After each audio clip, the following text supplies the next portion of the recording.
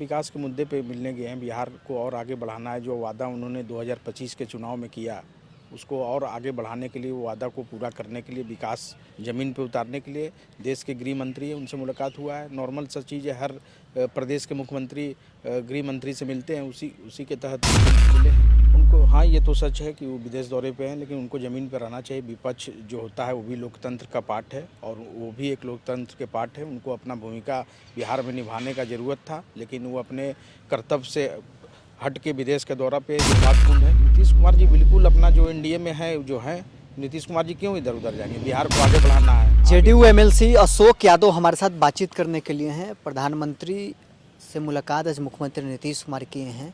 पहली बार इस सरकार बनने के बाद गए हैं मिलने के लिए। हाँ, विकास के मुद्दे पे मिलने गए हैं। बिहार को और आगे बढ़ाना है। जो वादा उन्होंने 2025 के चुनाव में किया, उसको और आगे बढ़ाने के लिए, वो वादा को पूरा करने के लिए, विकास ज़मीन पे उतारने के लिए देश के गृह मंत्री हैं, उनसे मुलाकात हुआ है। नॉर्मल सा चीज़ है, हर प्रदेश के मुख्यमंत्री गृह मंत्री से मिलते हैं, उसी के तहत मिले हैं। राजद तो कह रही है कि मांझी जी पिछले दिन जो बयान दिए थे, उस बयान को लेकर चर्चा करेंगे कि कैसे वोट चोरी का पोल खोल रहे हैं मांझी जी। राजद क्या बोलता है, नहीं बोलता है, उसका इम्पोर्टेंट नहीं है। अभी जो है, सिर्फ बिहार कैसे आगे बढ़े, बिहार कैसे विकास करे, बिहार कैसे ऊंचाई तक पहुंचे, उसकी बात होगी।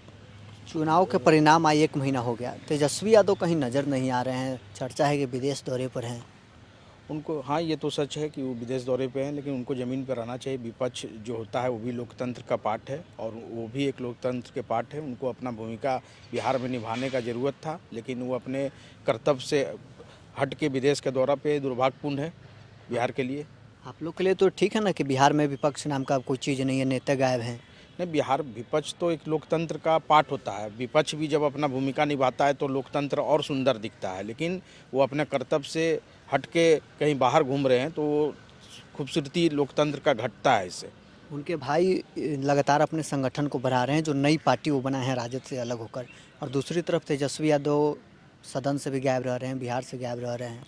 बहुत ज़्यादा उन लोग पे चर्चा करने की ज़रूरत नहीं है। अभी जो सरकार को जो मैंडेट बिहार में नीतीश कुमार जी को मैंडेट मिला है, जिस विकास के मुद्दे पे दिया गया है, उस विकास के मुद्दे पे बिहार को और आगे काम करना है, काम कर रही है सरकार, उस पे बात कीजिए। और विपक्ष के लोग और उनके भाई के बारे में बहुत ज़्यादा इम्पोर्टेंट पब्लिक को लेना देना नहीं है इस चीज़ से। एक सवाल ये है कि मुकेश सहनी कह रहे हैं कि नीतीश जी को हम समर्थन देने के लिए तैयार हैं, बशर्ते भाजपा से गठबंधन तोड़ ले।